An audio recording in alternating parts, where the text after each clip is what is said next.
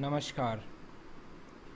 आज के इस वीडियो में हम पढ़ेंगे रसशास्त्र पेपर 1 पार्ट ए यूनिट 4 यंत्रों का संक्षिप्त वर्णन एवं उपयोगिता।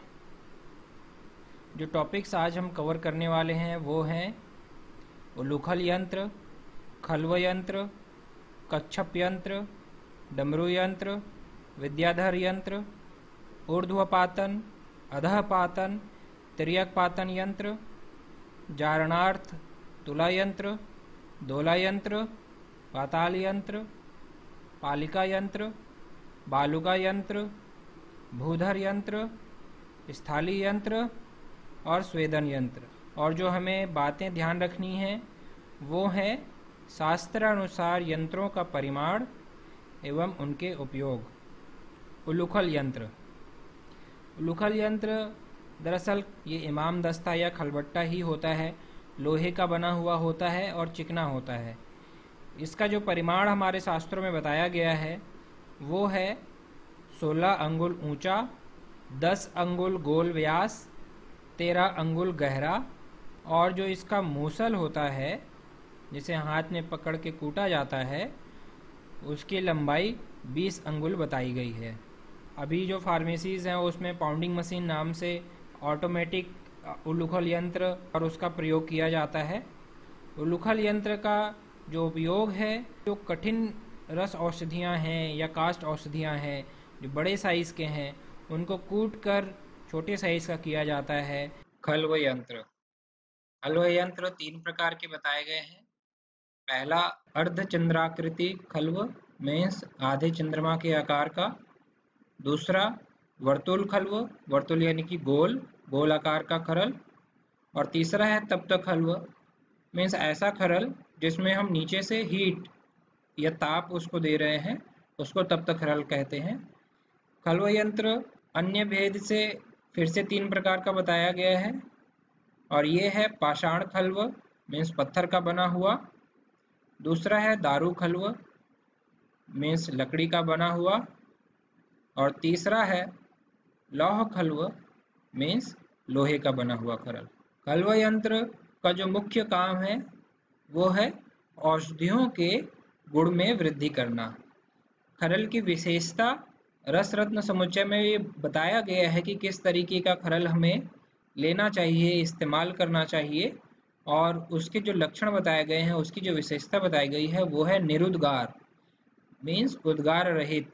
मतलब उससे वो इतना गहरा होना चाहिए या उसका आकार इस तरीके का होना चाहिए कि जो उसके अंदर की औषधि है जब हम मर्दन करें उस समय वो छलके ना, उसमें उद्गार ना आए, वो बाहर बार बार ना गिरे। दूसरा है सुमसृण।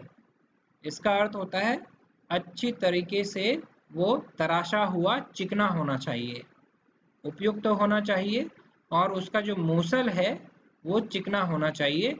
और हाथ में पकड़कर हम जब उससे मर्दन करें तो हाथों में ज़्यादा कष्ट ना हो, ताकि हम लंबे समय तक उसका इस्तेमाल कर मर्दन कर सकें। जो अर्धचंद्राकृति खरल होता है उसके कुछ परिमाण बताए गए हैं कि किस साइज का श्रेष्ठ होता है या वैद्यों के इस्तेमाल के लिए कौन सा उत्तम है। तो उसका जो साइज बताया गया है वो है 10 अंगुल ऊंचा, 16 अंगुल लंबा, 10 अंगुल चौड़ा, 7 अंगुल गहरा, 2 अंगुल मोटा किनारा वाला। उसका जो मूसल है वो 12 अंगुल लंबा गोल, और गो स्तनाकार में जो गाय का थन होता है उस तरीके से उसका आकार होना चाहिए, में चिकना होना चाहिए, और उसको पकड़कर ज़्यादा समय तक हम मर्दन कर सके, इस तरीके का उसकी बनावट होनी चाहिए। वर्तुल खल्व जो होता है उसका जो परिमाण बताया गया है वो इस प्रकार है। उसका जो व्यास है, उसका जो डायमीटर है वो लगभग 12 अंगुल होना चाहिए, और उसकी जो गहराई है वो 4 अंगुल होनी चाहिए। तप्त खल्व के बारे में जो बताया गया है हमारे शास्त्रों में वो यह है कि यह लोहे का बना हुआ हो तो उत्तम है, क्योंकि पाषाण खल्व गर्म होने पर टूट जाता है। अर्धचंद्राकार आकृति का होना चाहिए, और उसकी जो लंबाई बताई गई है वो 9 अंगुल, गहराई 6 अंगुल और उसके मूसल की जो लंबाई है वो 8 अंगुल होनी चाहिए। खल्व यंत्र में जो तब तक खल्व यंत्र होता है उसका उपयोग पारद के मूर्छन संस्कार के लिए किया जाता है और क्षार अम्ल के साथ पारद का स्वेदन कर्म के लिए तब तक खल्व यंत्र का इस्तेमाल किया जाता है। ये ध्यान रखना है कि तब तक खल्व में जो अग्नि है वो मंद होनी चाहिए और कांत लौह का बना हुआ खल्व श्रेष्ठ होता है। ये देखिए इसका जो हम इस्तेमाल करते हैं उसमें क्या है कि एक भट्टी लिया हमने या तो फिर एक छोटा सा चूल्हा लिया जिसमें नीचे से हम आग दे रहे हैं, ऊपर से जो ऊपर का जो हिस्सा होता है वो खुला हुआ होना चाहिए या फिर वो लोहे का, उसमें आप चद्दर भी लगा सकते हैं और इसके ऊपर फिर हमने खड़ल रख दिया और इसमें जो भी औषधि हमें लेना है, चाहे पारद का अगर हमको मूर्छन संस्कार करना है तो हम इसमें पारद ले लेंगे और फिर नीचे से इसमें टेम्परेचर मिलता रहेगा उसको और फिर हम अपनी जो प्रक्रिया है वो करते रहेंगे। इसको आप दूसरे तरीके से भी बना सकते हैं कि आप 2 ईंट लेंगे और उसके बीच में आप जलते हुए अंगार रखिए और उसके ऊपर फिर आप खरल रखकर अपना काम कर सकते हैं। अगला है कच्छप यंत्र। कच्छप का दरअसल शाब्दिक अर्थ होता है कछुआ। कछुआ की तरह दिखने वाले यंत्र को कच्छप यंत्र नाम दिया गया है। इसका जो उपयोग है वो पारद में वीड़ों का जारण संस्कार करना। कच्छप यंत्र में जारण करने से पारद पूर्ण अग्नि बल से युक्त होकर भूभुक्षित हो जाता है और अग्नि बल के कारण ही पारद के अंदर इस यंत्र से सभी सत्वों का गर्भद्युति होकर जारण हो जाता है। जो विड हैं वो क्या क्या है? क्षार, अम्ल, गंधक या गंधक के अलावा जो अन्य खनिज है वो अष्टमूत्र और पंचलवण, इन सभी को हम मिक्स करते हैं और पारद के साथ मर्दन करते हैं और फिर कच्छप यंत्र में रखकर हम इन खनिजों का पारद में जारण संस्कार करते हैं। कच्छप यंत्र बनाने के लिए जमीन में हम पहले एक छोटा सा गड्ढा खोदेंगे जिसमें हम एक मिट्टी का पात्र लेंगे। वो लुढ़के ना, इस वजह से हमने यहाँ पर गड्ढा किया है। ये इस तरीके का हम एक गोल तस्तरी के आकार का थोड़ा सा गहरा एक पात्र लेंगे, उसमें हम जल भर देंगे। इसके ऊपर एक इससे थोड़ा सा छोटा दूसरा पात्र हम रखेंगे, ये जल के ऊपर तैरता रहेगा। अब इसमें दूसरे पात्र में जो छोटे आकार का है उसके मध्य में एक मूसा रखेंगे। उस मूसा में विड़ों से युक्त पारद है।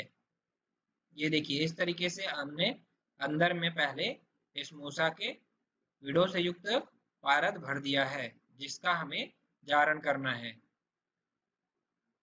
उसके बाद फिर एक तसला की तरह लोहे का बना हुआ ऊपर से एक हम ढक्कन रख देंगे और कपड़ मिट्टी से पूरी तरह से अच्छे से संधि बंधन करेंगे।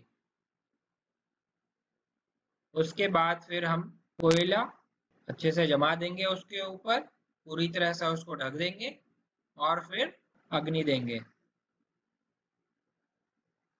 अब आप देखिए ये जो यंत्र है इसका आकार, इसकी जो संरचना है वो कछुए की तरह है और ये जो कि पानी के ऊपर भरा हुआ है, पानी के ऊपर ये रखा हुआ है तो ये तैरते रहता है, तो ये देखने में बिल्कुल ये कछुए की तरह ही लगता है। इसी वजह से इसका नाम कच्छप यंत्र पड़ा। अगला है डमरू यंत्र। नाम से स्पष्ट है कि उसका आकार जो है देखने में एक डमरू की तरह होता है। आइए देखें ये किस तरीके से बनाया गया है। हमें एक चूल्हा लेना है, उसके ऊपर एक घड़ा रखना है जिसे हांडी भी कहा जाता है।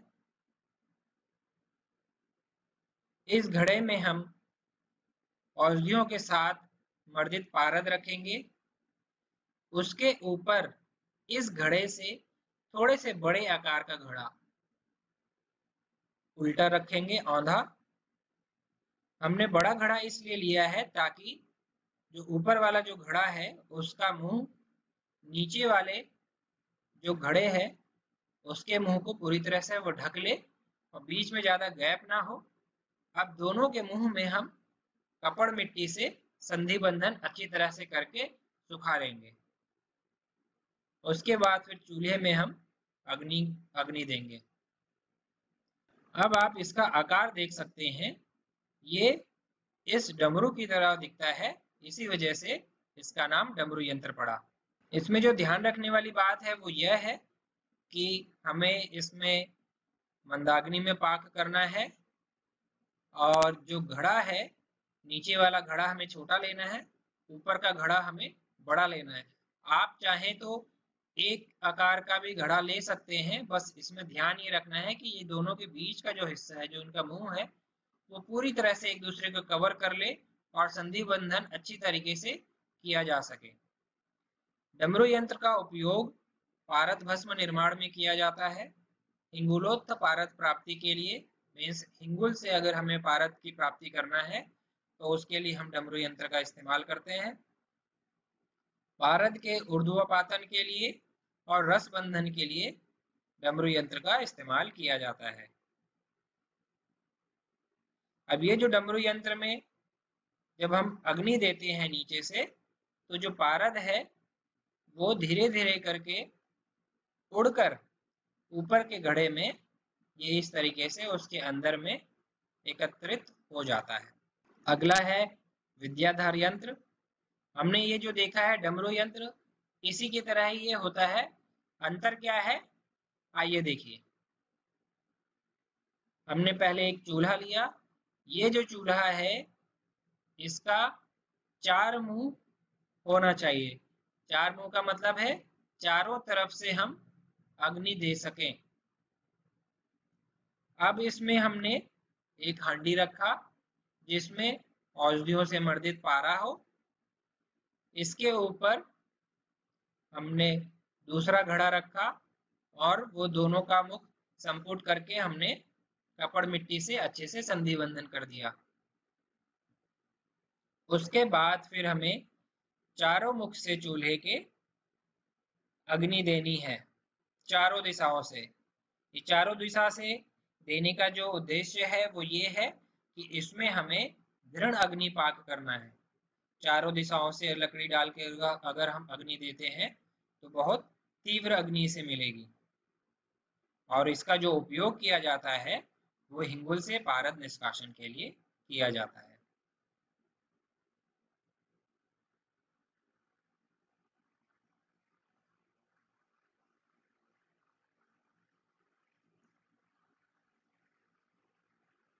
अगला है पातना यंत्र, जिसे डिस्टिलेशन भी सामान्य भाषा में या आजकल की भाषा में हम कहते हैं। आइए देखें। सबसे पहले ऊर्ध्वपातन यंत्र। हमने चूल्हा लिया, उसके ऊपर हमने घड़ा लिया, औषधि युक्त पारद रखा, एक दूसरा घड़ा उसके मुख पर औंधा हमने रख दिया, अच्छी तरीके से संधि बंधन किया। इतना तो ये बन गया डमरू यंत्र। उसके ऊपर फिर हम एक और मिट्टी का पात्र लेंगे जो कि पूरा वो खोखला होगा, और ये ऊपर से और नीचे से, ये दोनों तरफ से ये खोखला है। अब हम इस हिस्से में ऊपर वाले घड़े पर कपड़ मिट्टी करके अच्छे से संधि बंधन कर देंगे ताकि बिल्कुल भी लीकेज ना हो। संधि बंधन करने के बाद अच्छी तरीके से सुखाना बहुत जरूरी है। अब ये जो ऊपर का पात्र है इसमें हम जल भरेंगे। जल भरने के बाद फिर हम नीचे से अग्नि देंगे। इसमें जो ध्यान रखने वाली बात है वो ये है कि ऊपर वाली हांडी या जो बड़ी हांडी है उसकी तली 16 अंगुल परिधि की होनी चाहिए। मिस तली मतलब ये वाला जो हिस्सा होता है ऊपर का, जिसे है पेंदा भी कहा जाता है, ये जो हिस्सा है ये 16 अंगुल परिमाण का शास्त्रों में बताया गया है। और जो तोयाधार है इसको तोयाधार कहा जाता है। तोय मतलब जल, जल का आधार। ये बड़ी वाली हंडी के ऊपर में इस तरीके से रखना है। और इसका भी परिमाण बताया गया है। इसकी चौड़ाई है 8 अंगुल, लंबाई है 10 अंगुल और ऊंचाई है 4 अंगुल। और वाटर प्रूफिंग के लिए चूना, मंडूर चूर्ण, गुड़, भैंस का दूध का मिश्रण इस तोयाधार मीन्स ये वाला जो पात्र है इस तोयाधार के ऊपर हमें लेप करना है। और इसके साथ हमें ये वाला जो घड़ा है, ऊपर वाली जो हंडी है, इस पर भी हम लेप करना है। इससे क्या है कि ये पूरी तरह से वाटर प्रूफ बन जाता है और लीकेज किसी भी प्रकार का नहीं होता। इसमें हमें एक बात और ये ध्यान रखनी है कि जो पाक है ये हमेशा मंदाग्नि में करना है। और ये जो तोय आधार है इसका जो जल है उसे हमें समय समय पर बदलते रहना है। जब भी ये थोड़ा सा गर्म हो उसे हमें हटाकर उसमें ठंडा पानी उसमें डालना है। ये हम क्यों कर रहे हैं? ताकि जो पारद नीचे वाली हंडी से उड़कर जब ऊपर वाली हंडी तक पहुंचे तो यहाँ ऊपर वाली जो हंडी है इसका टेम्परेचर नीचे वाले से काफी कम होना चाहिए, ताकि पारद ऊपर में जाके चिपक जाए उसकी तली में अंदर से। ऊपर वाली हंडी में अंदर से पारद जो है वो पूरा चिपक जाता है, इसीलिए इसके टेम्परेचर को हमें कम रखना है। जैसे ही पानी गर्म हो तुरंत हमें इसे बदल देना है, ठंडा पानी डाल देना है। अब जो ऊर्ध्वपातन यंत्र जो है उसका उपयोग हम देखते हैं। हिंगुल से पारद निष्कासन, और पारद के जो अष्ट संस्कार होते हैं उसमें से एक संस्कार ये पातना संस्कार भी है, और उसमें भी हम इस यंत्र का उपयोग करते हैं। अगला है अधःपातन यंत्र। इसमें जो बड़ी हांडी है वो नीचे होती है और उसमें आधा जल भरा हुआ होता है। ये देखिए किस तरीके से ये पातना यंत्र बनेगा। हमने पहले जमीन में एक गड्ढा खोदना है। गड्ढे का आकार जो हमारा घड़ा होगा, जो हमारी हंडी होगी, वो उसमें आसानी से आ जाए उस आकार का हमें बनाना है। उसमें फिर हमें हंडी रखनी है, उसमें आधा हमें जल भरना है। ऊपर से हम दूसरी हंडी को औंधा डालेंगे और इस हंडी में हमने पहले से ही औषधि युक्त पारद का लेप किया हुआ है। दोनों हंडियों को संपुट कर हमें कपड़ मिट्टी से अच्छी तरीके से संधि बंधन करके सुखा लेना है। ऊपर वाली हंडी को पूरी तरह से हमें उपलों से ढक देना है। उसके बाद फिर अग्नि प्रज्वलित करके हमें उपलों को जला देना है। अब जलाने के बाद जो पारद ऊपर वाली हंडी में जो हमने लेप लगाया था वो धीरे धीरे ऊष्मा से द्रवित होकर नीचे वाली हंडी जिसमें पानी भरा हुआ है, जिसका टेम्परेचर ऊपर वाली हंडी से काफी कम है, उसमें आके धीरे धीरे एकत्रित होने लगता है। क्योंकि इसमें पारद ऊपर से नीचे की ओर मीन्स अधा ऊपर से नीचे की ओर गिरता है, इसी वजह से इस यंत्र का नाम अधःपातन यंत्र पड़ा है। अधःपातन यंत्र का उपयोग पारद के संस्कार में किया जाता है और पारद के यौगिक दोषों का इससे निर्धारण होता है। पातना यंत्र में तीसरा जो प्रकार है वो है तिर्यकपातन यंत्र। जो डिस्टिलेशन सेट आजकल इस्तेमाल किया जाता है कांच का, जैसा कि आप इस एनिमेशन में देख पा रहे हैं, ये दरअसल तिर्यकपातन यंत्र ही है। आइए देखें पहले किस तरीके से तिर्यकपातन यंत्र बनता था।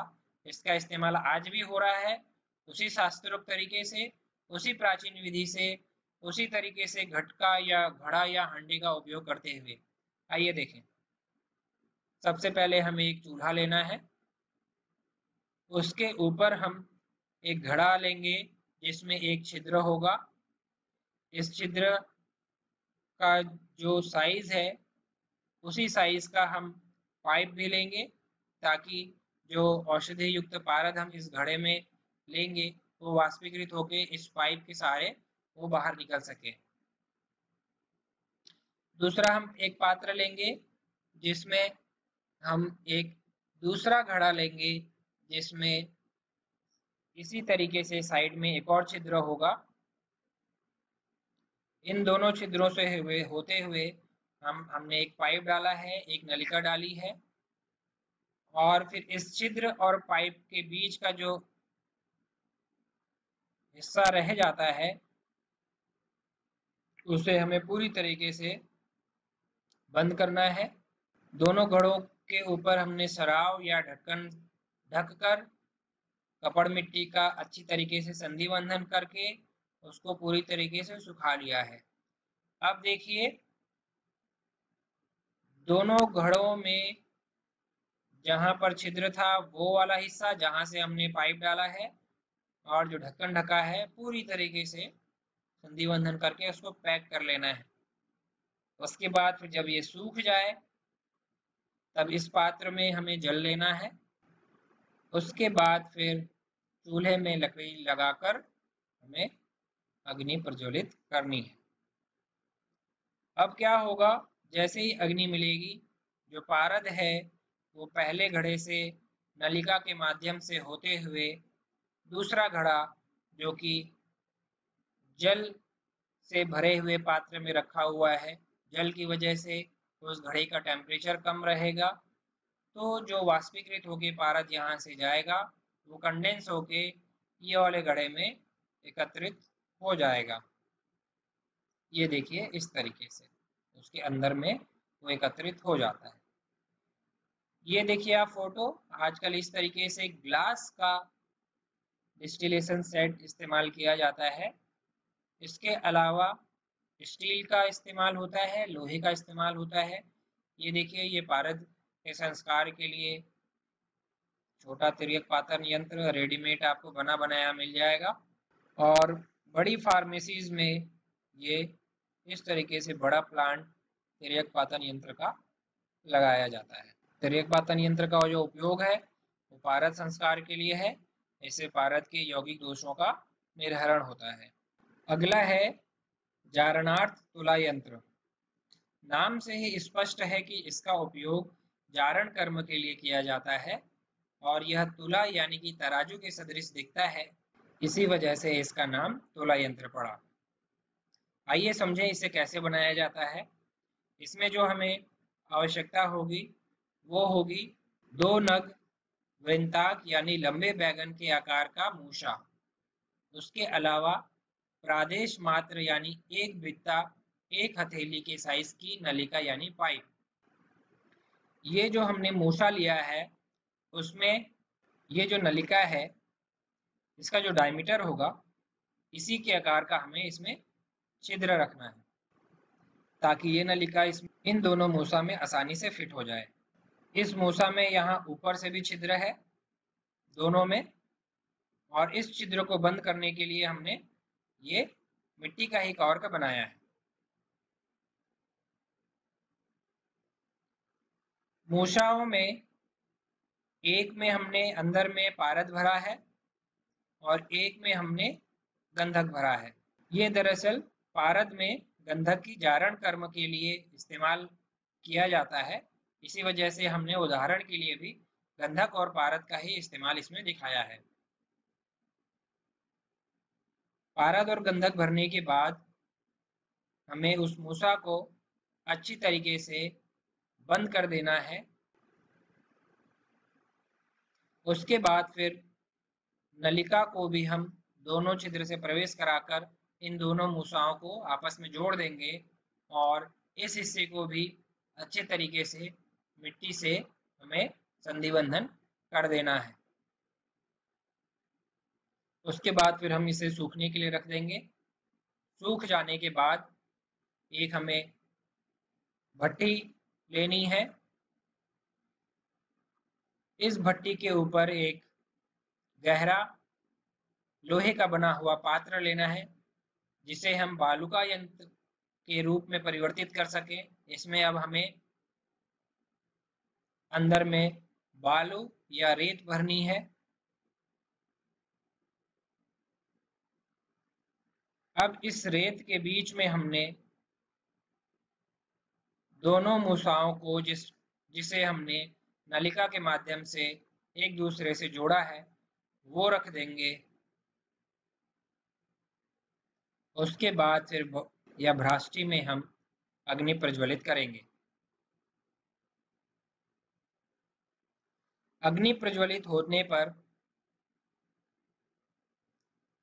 जो पारद है जिसका कि बॉइलिंग पॉइंट 356.7 डिग्री सेंटीग्रेड होता है और जो गंधक है जिसका कि मेल्टिंग पॉइंट 115 यानी 115 डिग्री सेंटीग्रेड होता है, वो अपने वो जैसे ही टेम्परेचर बढ़ने लगेगा, पारद अपनी मूसा से वाष्पीकृत होकर गंधक वाली मूसा में प्रवेश करेगा इस नलिका के माध्यम से, और जो यहाँ पर गंधक है जो कि पिघली हुई अवस्था में मिलेगी उससे मिक्स होकर दोनों के आपस में क्रियाएं होंगी और फिर भली भांति पारद में गंधक की जारणा होगी।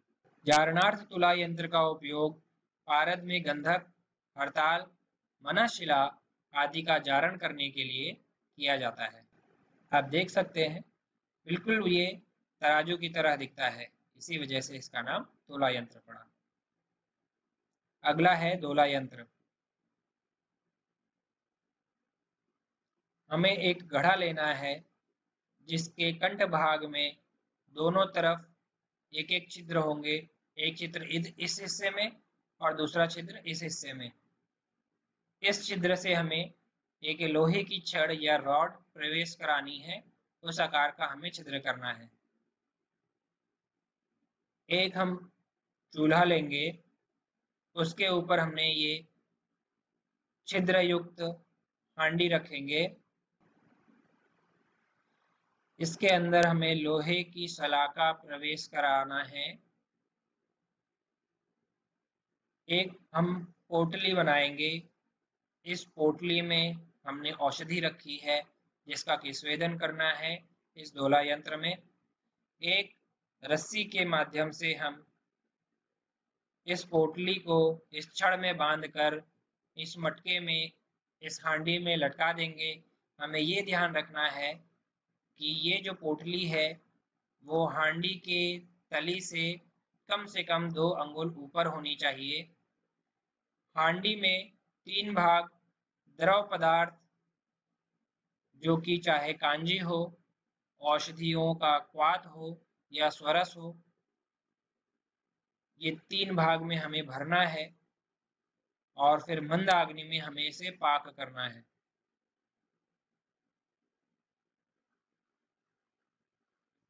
अब चूंकि जैसे ही टेम्परेचर मिलेगा तो जो द्रव पदार्थ हमने इसमें भरा है धीरे धीरे उसमें उबाल आने लगेगा और फिर जो पोटली में हमने औषधि रखी है उसका स्वेदन कर्म शुरू हो जाएगा।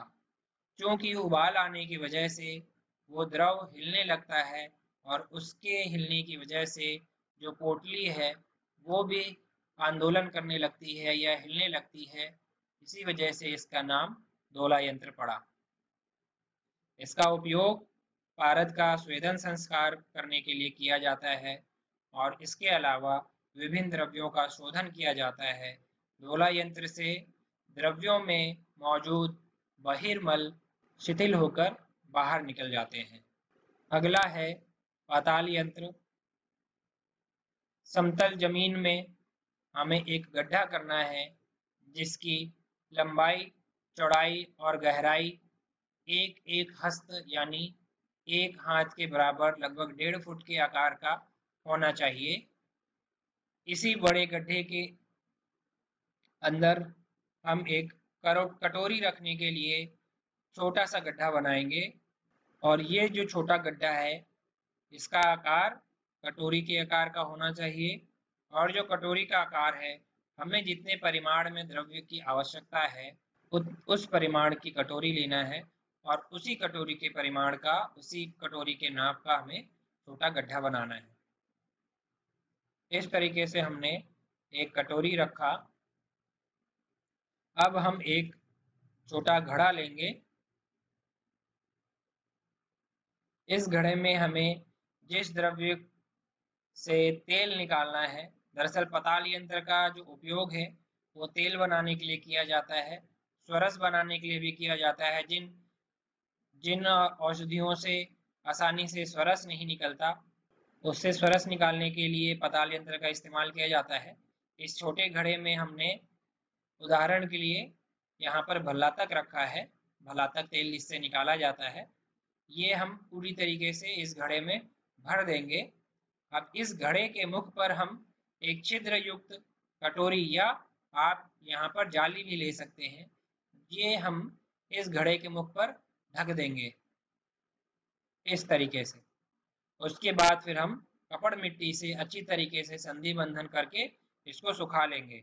अच्छी तरह सूख जाने के बाद हम इस घड़े को इस गड्ढे में औंधा रख देंगे। यहाँ पर सुविधा के लिए हमने एक स्टैंड बना लिया है लोहे का, ताकि ये जो घड़ा है जब हम इसको उल्टा रखें तो इसमें यह अच्छी तरीके से फंस जाए। आप इसके अलावा ईंट का भी इस्तेमाल कर सकते हैं। देखिए इस तरीके से हमने ये घड़े को उल्टा रख दिया है। नीचे कटोरी है और इस घड़े में वो द्रव्य है जिसका हमें तेल निकालना है। उसके बाद फिर इस घड़े के ऊपर हम अच्छे तरीके से किनारे में पूरी तरह यहाँ पर मिट्टी भर देंगे ताकि किसी प्रकार का गैप ना हो। उसके बाद फिर हम उसे उपलों से पूरी तरीके से ढककर इन उपलों को हम अग्नि से प्रज्वलित करेंगे। ताप मिलने की वजह से जो अंदर का जो द्रव्य है उसमें से तेल निकलकर छिद्र युक्त कटोरी से होता हुआ या जाली से होता हुआ इस नीचे की कटोरी में आकर एकत्रित हो जाएगा। जब ये स्वांग शीत हो जाए, अच्छी तरीके से जब ये ठंडा हो जाए, ऊपर की राख हटाकर, किनारे से मिट्टी हटाकर सावधानी पूर्वक हम ये ऊपर का जो घड़ा है उसे हटा लेंगे और उसके बाद फिर नीचे की कटोरी जिसमें कि तेल एकत्रित हो गया है उसे हम प्राप्त करेंगे। पताल यंत्र में जो हमें ध्यान रखना है वो ये है कि जब हम तेल पातन करेंगे, उसमें कटोरी जब हम रखते हैं उससे पहले इस गड्ढे में हमें थोड़ा सा पानी डालकर इसे हमें आर्द्र कर लेना है। इससे क्या है कि जो इस कटोरी में तेल इकट्ठा होगा तो वो ज़्यादा क्षय उसका नहीं हो पाता है, ज़्यादा हीट नहीं उस कटोरी में आ पाती है। उसकी वजह से ये तेल जो है वो वाष्पीकृत नहीं होता है, हमें पर्याप्त मात्रा में तेल मिल जाता है। और जो उपलों की मात्रा जो है वो द्रव्यों के अनुसार लेनी है। अगर कठिन द्रव्य है तो उपलों की मात्रा ज़्यादा लेनी है। मृदु द्रव्य है, जैसे कि अगर हमें गंधक का तेल निकालना है तो उसमें हम कम मात्रा में भी उपले ले सकते हैं। और उसके अलावा जो ऋतु है, सर्दियों के मौसम में हमें ज़्यादा उपलों की जरूरत पड़ेगी, ज़्यादा टेम्परेचर देने के लिए, और गर्मियों के समय में कम उपलों से ही काम हो जाता है। पाताल यंत्र का जो उपयोग है वो तेल पातन, जैसे कि भल्लातक का तेल, गंधक का तेल, विश्वामित्र कपाल यानी कि नारियल की खोपड़ी का तेल निकालने के लिए किया जाता है। अगला है पालिका यंत्र। इसमें हमें लोहे की एक गोल कटोरी लेनी है, प्याला जिसे आप कह सकते हैं, और एक हाथ लंबी इसमें ये लोह की सलाखा होगी जो कि ऊपर से इस तरीके से मुड़ी हुई होगी। इसे ही दरअसल पालिका यंत्र कहते हैं। इसका उपयोग पारद में गंधक का जारण, परपटी निर्माण, कपड़तक भस्म निर्माण के लिए किया जाता है। ये इस तरीके से इसी पालिका यंत्र को आप चूल्हे पर चढ़ाकर विभिन्न क्रियाएं इसमें कर सकते हैं। सबसे सिंपल होता है पालिका यंत्र, देखने में भी सिंपल। बालुका यंत्र कैसे बनाते हैं आइए देखिए। हमें एक कांच की बड़ी कूपी या हरा बोतल लेना है जो कि 20 औंस का हो। इसके ऊपर हमें कपड़ मिट्टी का पहले एक लेप लगाना है, जब वो सूख जाए फिर दूसरा लेप लगाना है। फिर सूख जाए, फिर तीसरा लेप। इस तरीके से हमें 7 बार लेप करना है, और 7 बार लेप करने से वो लगभग 1 अंगुल मोटा हो जाता है इस तरीके से। ये देखिए, ये ओरिजिनल फोटो है, कांच की कूपी, उसके ऊपर कपड़ मिट्टी किया हुआ ये लेप। अब इस कांच की कूपी में हम कजली इसमें हम भरेंगे, ऊपर से हम कॉर्क लगा लेंगे। उसके बाद फिर अब बालूका यंत्र का में निर्माण अब हम करने वाले हैं। लोहे से बना हुआ बाल्टी नुमा एक पात्र लेंगे, जिसमें हम सबसे पहले 2 अंगुल रेत भरेंगे। उसके ऊपर फिर ये जो कपड़ मिट्टी किया हुआ ये जो बॉटल है, जिसमें हमने कजली भर दिया है, वो रखेंगे। सबसे पहले 2 अंगुल रेत, फिर बॉटल, और फिर जो बाकी का जो हिस्सा बचा हुआ है उसमें हम ऊपर तक रेत भर देंगे। हमने कॉर्क पहले इसलिए लगाया है ताकि रेत भरते समय जो रेत है वो इस बॉटल के अंदर ना जाए। एक भट्टी लेंगे, जिसमें ये देखिए हैंडल बना हुआ है, जिसमें इस बाल्टी का जो हत्था है वो इसमें फंस जाएगा। हमें इस बाल्टी को इसमें लटकाना है इस तरीके से। उसके बाद फिर हम ये कॉर्क हटा देंगे, क्योंकि हम जब कजली को जब हम नीचे से हीट देते हैं तो उसमें जो गंधक है वो जलने लगता है और उसका धुआं बाहर निकलता है। अगर ये कॉर्क लगा हुआ अगर हम भूल गए तो ये बोतल को भी फोड़ सकता है। तो पहले हम कॉर्क हटा देंगे, हीट देंगे, जब धुआं निकलना बंद हो जाए तब फिर हम कॉर्क बंद कर देंगे। ये देखिए, ये भट्टी है, अंदर में इसमें बालू का यंत्र है, बालू का भरा हुआ एक बाल्टी नुमा लोहे का बना हुआ पात्र। अब इसमें जो ध्यान देने वाली बात है वो है कि बालू का यंत्र में अगर हम बालू का भर रहे हैं तो बालू का यंत्र कहलाता है। अगर हम उस बाल्टी में बालू का या रेत की बजाय लवण या नमक भरते हैं तो उसे हम लवण यंत्र कहते हैं, और अगर हम उसमें कंडों की राख भरते हैं तो उसे भस्म यंत्र कहते हैं। शास्त्रों में जो बताया गया है उसके अनुसार जो बाल्टी नुमा पात्र है उसका आकार इतना बड़ा होना चाहिए ताकि उसमें 5 आढ़क रेत यानी कि 15 किलो रेत उसमें समा जाए। उस आकार का हमें बनाना चाहिए। बालूका यंत्र का उपयोग गंधक जारण, पारद गुटिका पाक, पोटली कल्पना, कूपी पक्व रसायन निर्माण, राजमृगांक, महामृगांक आदि रसायनों के निर्माण के लिए किया जाता है। भूधर यंत्र, ये देखिए, सबसे पहले तो हमें भूधर यंत्र बनाने के लिए जमीन में एक छोटा गड्ढा खोदना होगा। इस गड्ढे का आकार लगभग 1 बीता यानी कि 8 अंगुल के आकार का ये होगा। इसमें हम गड्ढे में पहले थोड़ा रेत फैला लेंगे।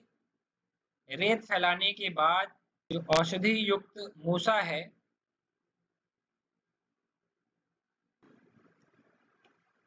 ढक्कन लगाकर हमें अच्छे तरीके से संधि बंधन करना है उसे। संधि बंधन करने के बाद जब वो सूख जाए तब फिर इस गड्ढे में जिसमें हमने पहले से थोड़ी रेत फैला रखी है उसमें हम उस मूसा को रखेंगे। बाकी की जो जगह बच रही है वहां पर उस गड्ढे में हम पूरी तरह से रेत भर देंगे। रेत भरने के बाद हम यहाँ पर दीप्तोपल यानी जलते हुए कंडों से फिर इस रेत को हमें ढकना है। ये ध्यान रखिए, यहाँ पर हमें उपले रखकर फिर उसे आग नहीं देनी है। हमें यहाँ पर जलते हुए ही अंगारे वाले जो कंडे हैं वो हमें यहाँ पर रखने हैं, मतलब वो पहले से ही जला हुआ हो। अब इसका जो अर्थ है वो क्या है, देखिए, यहाँ पर हमने एक प्रकार से ये बालू का यंत्र ही निर्माण किया है। बालू क्योंकि अंगार की वजह से गर्म होना शुरू होगा, लेकिन वो धीरे धीरे ही वो गर्म हो रहा है। अगर हम यहाँ पर उपले लेंगे, उपलों को फिर जलाएंगे, उपले धीरे धीरे जलने लगेंगे, धीरे धीरे वो जब जलेंगे उसके बाद फिर रेत जब तक गर्म होनी शुरू होगी कंडे जो हैं वो बुझना शुरू हो जाएंगे। इसीलिए हम यहाँ पर पहले से ही जलते हुए कंडे लेंगे, ताकि जैसे ही हम वहां पर कंडे रखे जलते हुए, वैसे ही रेत गर्म होनी शुरू हो जाए, और रेत जैसे ही गर्म होते होते मूसा तक वो पहुंचे, उसकी गर्माहट, उसका ताप, तो फिर पारद युक्त जो औषधि है, जो कजली है, या गंधक और पारद का जो मिश्रण है, उसमें गंधक का जारण होने लगेगा उस पारद में। या फिर अगर हम पारद हमने वहां पर रखा है पाक करने के लिए, पारद की गुटिका बनाने के लिए, तो उसका पाक होना शुरू हो जाएगा। इसमें एक बात जो ध्यान रखनी है वो ये है कि मूसा के चारों ओर कम से कम 2 अंगुल रेत होनी चाहिए। ये जो हमने चारों तरफ से जो रेत भरी है वो कम से कम 2 अंगुल होनी चाहिए। और इसमें जो उपलों का परिमाण है 25 उपले या लगभग 2 किलो के आसपास होनी चाहिए। पूरी तरह से हमने उस गड्ढे को, जिसमें हमने रेत भरा है पहले, उसको पूरी तरह से जलते हुए उपलों से ढककर हम बोधर यंत्र का निर्माण करते हैं। स्थाली यंत्र, हमने एक चूल्हा लिया, उसके ऊपर हम एक हांडी रखेंगे। इस हांडी में आधा भाग अम्ल या क्षार आदि द्रव भरेंगे, और उसमें ताम्र, लोहा या जो भी धातु हमें निर्दिष्ट की गई है उसके चूर्ण हम इसमें रख देंगे। हांडी के मुख को हम किसी भी शराब या फिर ढक्कन से ढककर लकड़ी लगाकर चूल्हे में हम अग्नि प्रज्वलित करेंगे। इसमें हमें जो ध्यान रखना है वो ये है कि इस थाली यंत्र में हम मंदाग्नि में पाक करते हैं, और लगभग 1 प्रहर यानी कि 3 घंटे तक हमें पाक करना है। इस थाली यंत्र का उपयोग धातुओं को मृदु करने के लिए, मल एवं विष अंश को दूर करने के लिए किया जाता है। स्वेदन यंत्र या स्वेदनी यंत्र, नाम से ही वैसे स्पष्ट है कि इसका उपयोग स्वेदन कर्म के लिए किया जाता है। हमने एक चूल्हा लिया, उसके ऊपर हमने एक हांडी रखा, उस हांडी में आधा भाग जल या फिर निर्दिष्ट द्रव्य हमने डाला। हांडी के मुख पर साफ, नया, मोटा सूती का वस्त्र हमें बांधना है। इस तरीके से यह हमने रस्सी से उसे बांध दिया। उसके बाद फिर इस वस्त्र के ऊपर यहाँ पर जिस भी द्रव्य का हमें शोधन करना हो वो रख देंगे। उदाहरण के लिए हमने यहाँ पर भला तक रखा है, और इसे शराब या ढक्कन से हम ढक देंगे। अब इस हांडी को, जिसे हमने चूल्हे पर रखा है, अग्नि प्रज्वलित कर हम इसे पाक करेंगे। ध्यान रखना है कि मंदाग्नि में ही पाक किया जाए। ये जो जाली हमने इस्तेमाल किया है, इसके बदले हम लोहे की जाली का भी इस्तेमाल कर सकते हैं। स्वेदन यंत्र या स्वेदनी यंत्र का उपयोग स्वेदन करने के लिए, कठिन द्रव्यों को मृदु करने के लिए, मल का शैथिल्यकरणार्थ, यानी कि अगर किसी द्रव्य में किसी भी प्रकार का बहिर्मल है उसको शिथिल करने के लिए स्वेदन यंत्र का इस्तेमाल किया जाता है। और इसी स्वेदन यंत्र में हम गंधक का भी शोधन करते हैं। आप सभी का बहुत बहुत धन्यवाद। नमस्कार।